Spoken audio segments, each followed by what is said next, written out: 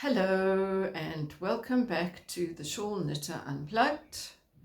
My name is Sita Giri, and I am probably coming to you for the last time in a while from India. I am in northern India in Rishikesh. I've been in India for 5 months and I am returning to South Africa, which is where I come from. At the end of February, and I wanted to share a few things with you today. First of all, I'd like to advise you that there will probably be a bit of background noise, like barking dogs, motorbikes, all of the above and more. So please try not to be distracted by that. I have tried many times to make videos without sounds of the background of life in India, and it has never really worked. And people actually do tell me that they enjoy that. So I've been here for 5 months, doing various things, taking people on a tour, buying some beautiful yarns, silk yarns, and discovering something amazing that I had seen on the internet and not really understood how one would work with it.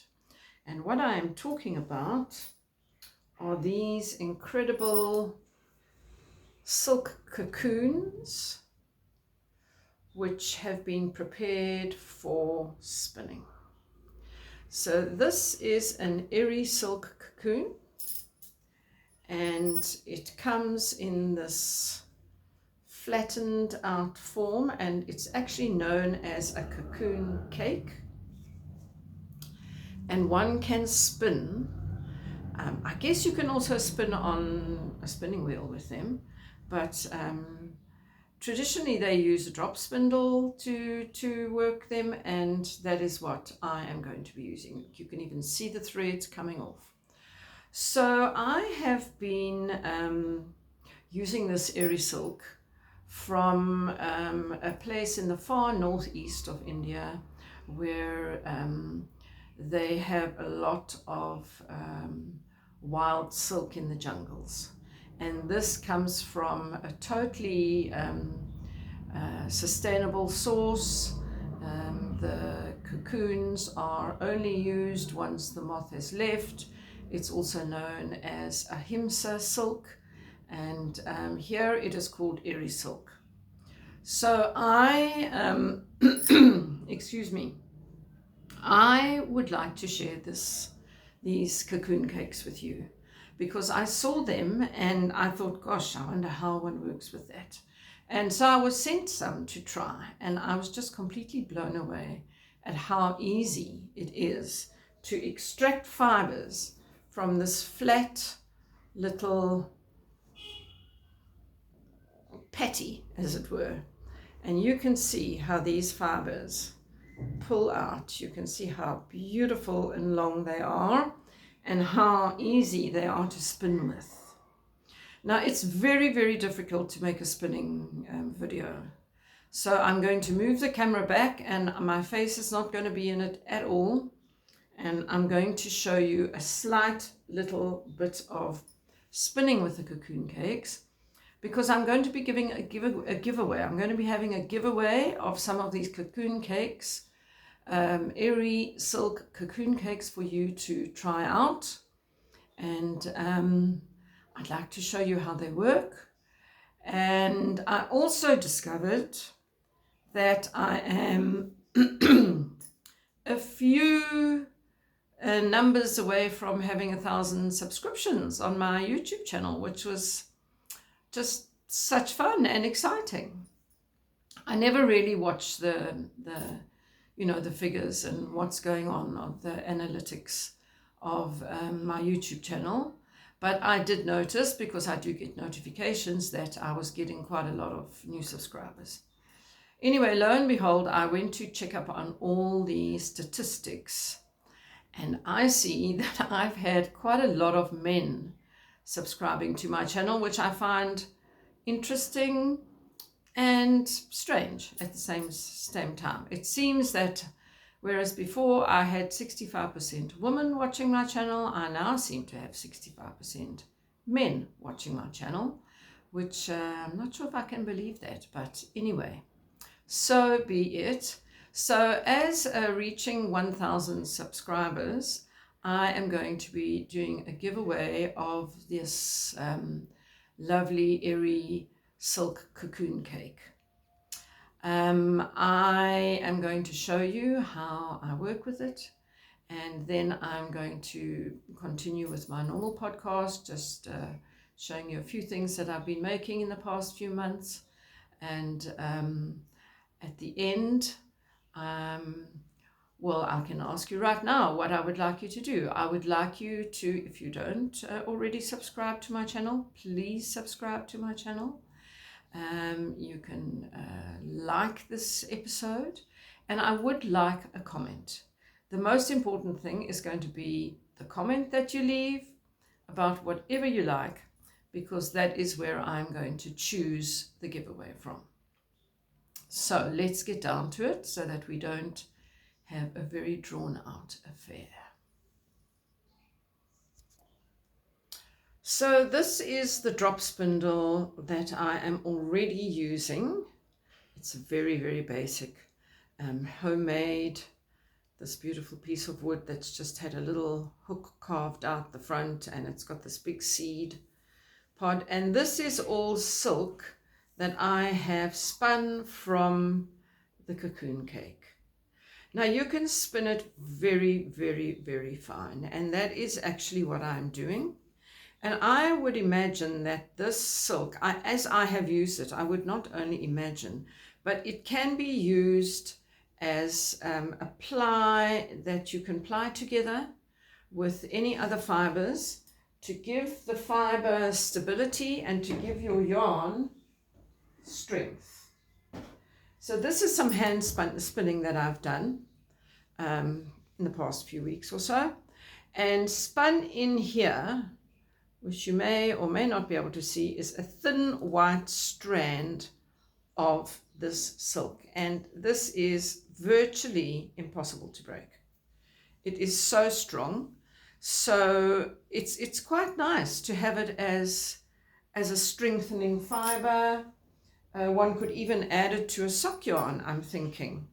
You know, there are people who nowadays, where is my cocoon cake gone now, who do not like to use a sock yarn with nylon in it. So, whoops, I know I've dropped one on the floor, but here we go. So I'm going to try and show you how easy it is to actually get fibers out of this cake simply by pulling them, and how wonderfully easy it is to spin. I think I might have to stand. I'm going to try and keep this all in view. So I'm joining the new cake onto the one that's already on the spindle, and I'm simply pulling the threads out. So I give it a twist and I pull out some threads and it spins.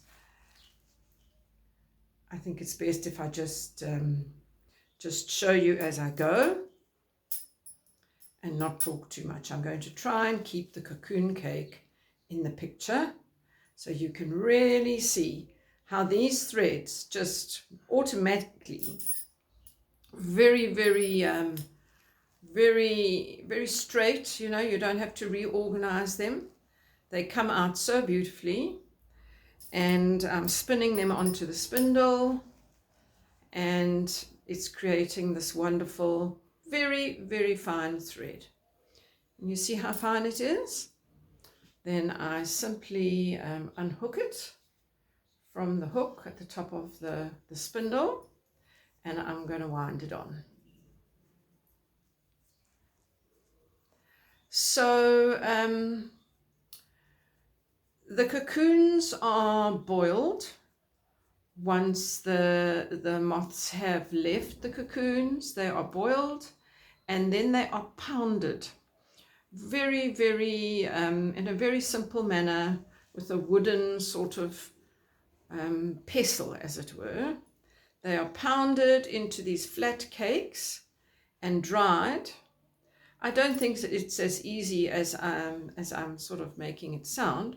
I have no real idea because I have not experienced the processing of these cakes, but they are completely flattened, and yet the threads, the fibers, still pull out in a very beautiful way.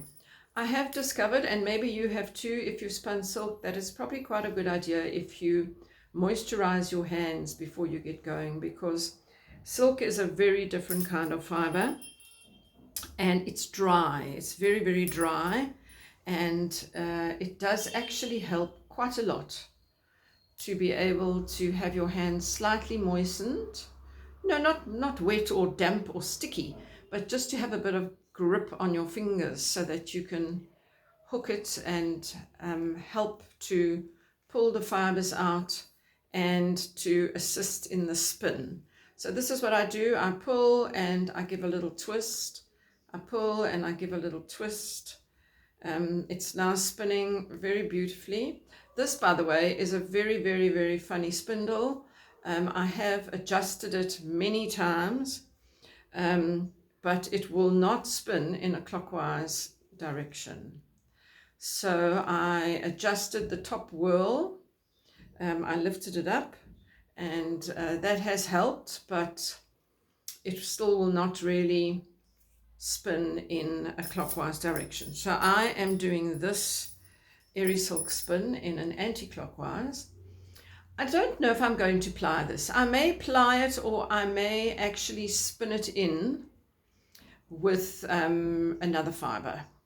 I have some merino and silk combination, beautiful, beautiful soft fibers, and I may just end up adding this to that as a strengthener and to increase the silk content in it. If I had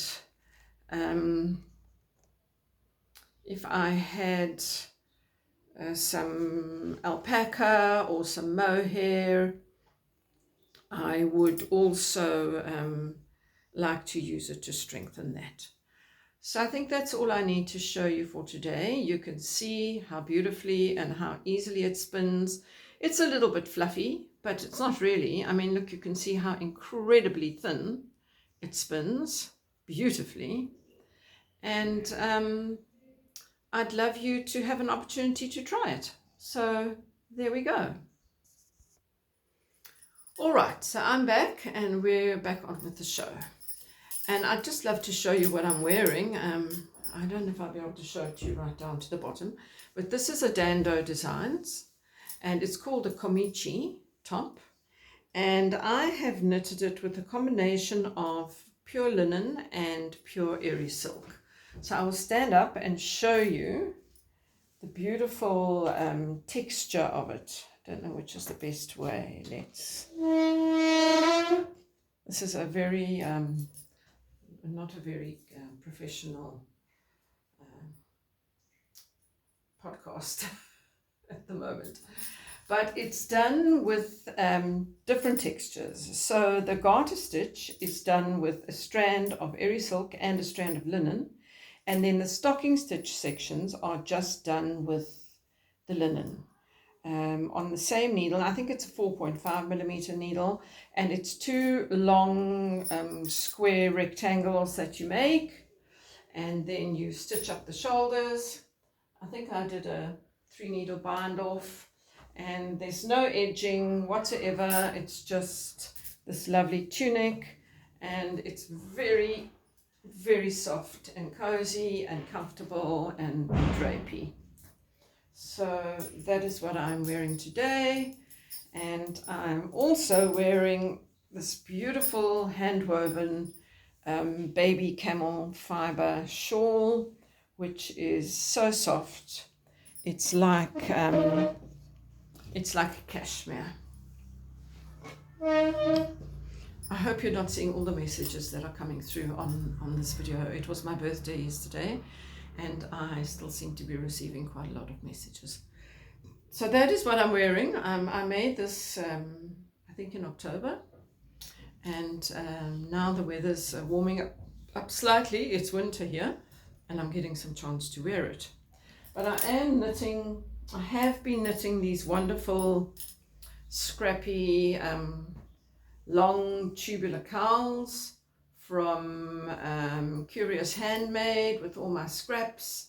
This is my favorite one that I like to wear, and this is another one that I've made. It's all scrap knitting, scrap yarns, and then this tube I push it down over my neck, and then I wear it as a hood as well. So this I have come to call my hoodie cowl. I'm busy on a third one, and I like to divide it in half so that the one is one color and the other side is a different color, and then you can use the one section to pull up over your head.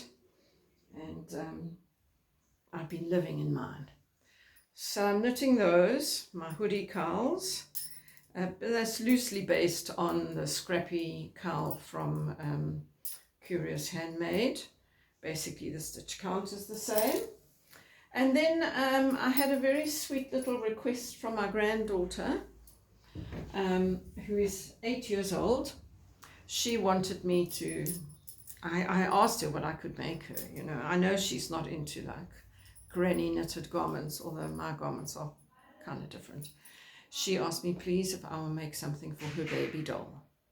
So I have found a little pattern, and I've used again my scraps, and I've made this very, very, very cute little raglan cardigan for my granddaughter's baby doll, and I'm busy making a little hat. It's such a sweet thing doing a little raglan and such a tiny little size. I guess this is about like a prim baby size. I've had great fun doing that. I'm halfway through the hat, but I got a bit distracted. I know the hat will take me probably 2.5 minutes, so I have plenty of time to finish that. The last thing I want to show you today is a cardigan that I'm knitting on. I have shown you the glittering snowscape shawl from Stephen West that I made, and I had a lot of leftover yarns from that, greens mostly and mohair, and I thought, let me take what I've got and let me make it into something nice. I then discovered a free pattern by Unit.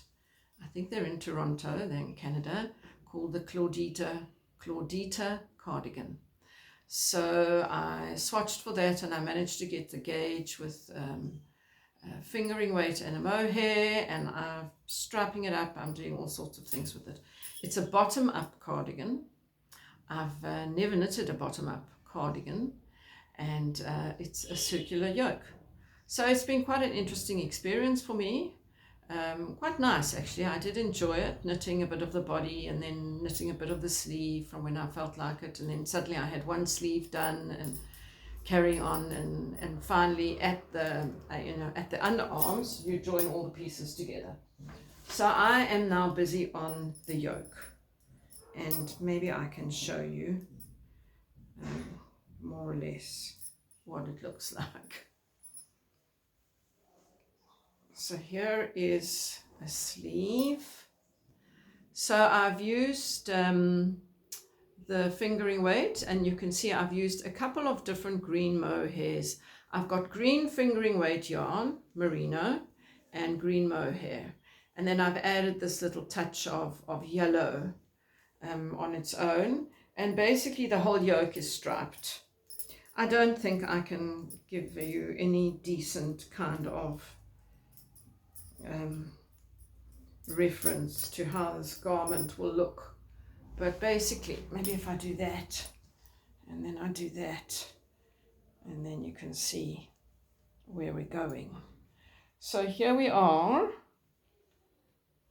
there's the armhole, you can see, and then here comes the striped yoke. So there was a bit of raglan shaping up to here, and now it just appears to be every 20 rows or so, quite a radical decrease knit two together, one knit two together, decreasing. I've made it quite short. I want it to be sort of cropped, and it will stretch out a bit, but it's definitely just below my waistline. And it's just all the stripy greens with a bit of yellow thrown in, and this seems to be my theme of 2024. Green and yellow. Not two colors that I really have used very much in the past. In fact, green was never a firm favorite, but it has become definitely so. And especially lime greens and, you know, all the spring greens. And once this is finished, and then when I get back to South Africa, I am going to embark on Teti Lutzak's latest beautiful sweater called the Paulina cardigan. No, it's not a cardigan, sorry, it's a sweater. Paulina sweater with this quite bold flower design, and I'll be making that out of Rama phenol. The main color will be yellow, and the flowers will be in green. So that is coming along. I also do have a couple of other shawls and small items at play in the moment, but those are a bit on the side. I mainly wanted to really come in today just before I leave. I only leave in 2.5 weeks, but I'm about to become very, very busy and speak about the silk, about the Eri Silk cakes. So the way this is going to work is if you would be interested in trying out some of the Eri Silk cakes, I will send you a nice little pile of them. I mean, here they are. They really look totally weird. These flattened out cakes of cocoon. They're cocoon cakes. I would love to send you some to try. I might throw in an extra little something once I have sorted out all my things and see what I've got, an extra bit of something to give you. And that will happen the first week in March. That is going to happen the first week in March. I'll let you know before then. I guess, yes, I will put a notice up on my, I will make a short announcing the winners. There may be more than one winner, I'm not sure yet, but definitely I would love to share this with you. And I look forward to your experience with it, and I also look forward to your comments. I love hearing what you have to say, and yes, please do that. And yeah, we're going to hit 1,000 subscribers here, which is just a miracle to me. It seemed like just yesterday it was 300 or 400. I never really check up too much, but somehow we've got there.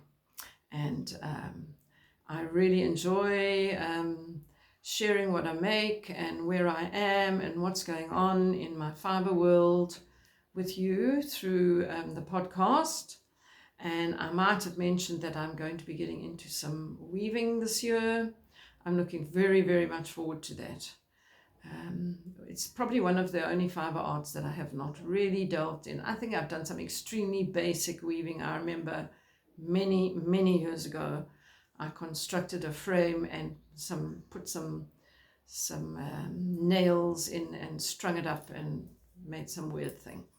But I'm looking to actually create a very fine textile, hopefully out of something that I've hand spun. It's quite a tall order, but let's see how we go with that. Anyway, thanks a lot for spending some time with me today. And yeah, if you're interested in the silk, let me know. And yeah, just let me know whatever you would like to say. And somebody will end up being able to experience this. I will be bringing back some of these cakes for sale at the end of the year. I will be coming back to India in October, and I am intending to bring back quite a large quantity once I've tried it out. You know, I'm now in the process of spinning it. I want to use it, see how it can be used, and maybe even use it in my weaving process. Who knows? And then there will be a lot for us to have. Yes, I'm also looking forward to attending the Fibre Festival that we are having in Cape Town. Very unusual. We don't have fibre festivals in South Africa, not like in the rest of the world. This is, we haven't had one for about 3 or 4 years. So I'm going to see what everybody has there, and that's going to be great fun. So yeah, if you're from South Africa and you're coming to the Fibre Fest, love to see you there, and I'm looking forward to seeing all the local dyers. We have some wonderful yarn dyers and lots of other fibre and creative people in South Africa. Yep, that's it from me today. So take care. Thank you very, very much for watching, and be well.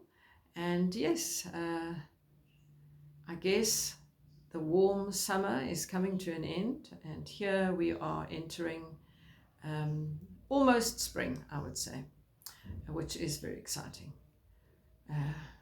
Thank you for watching me. Goodbye.